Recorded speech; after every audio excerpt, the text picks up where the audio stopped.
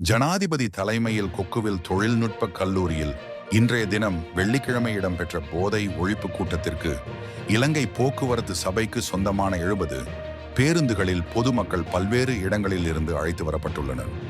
யாழில் ஜனாதிபதியின் போதை ஒழிப்பு தேசிய வேலை திட்டத்தின் ஒரு பகுதியாக முழு நாடுமே ஒன்றாக என்கின்ற தேசிய செயற்பாட்டை ஆரம்பிக்கும் முகமாக அகன்று செல் என்கின்ற தொனிப்பொருளில் யாழ்ப்பாணம் கொக்குவில் தொழில்நுட்ப கல்லூரியில் இடம்பெற்ற கூட்டத்துக்கே இவ்வாறு அழைத்து வரப்பட்டனர்.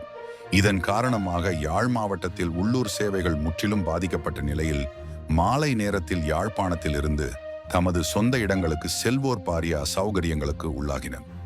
யாழ் மாவட்டத்தில் உள்ள இலங்கை போக்குவரத்து சாலைகளில் பேருந்து பற்றாக்குறைகள் இருக்கின்ற நிலையில் ஒரே தடவையில் இவ்வாறு அதிக பேருந்துகளை பொது நிகழ்வுகளுக்கு வழங்கியமை பொறுப்பற்ற செயல் என பாதிக்கப்பட்ட மக்கள் குற்றச்சாட்டுகளை முன்வைத்தனர். இது தொடர்பில் இலங்கை போக்குவரத்து சபையின் வடமாகாண பொறுப்பு வாய்ந்த அதிகாரியை தொடர்பு கொண்டு கேட்டபோது யாழ் மாவட்ட செயலரின் கோரிக்கைக்கு இணங்க பேருந்துகளை விசேட கட்டணங்களில் அடிப்படையில் வழங்கியதாக தெரிவித்தார்.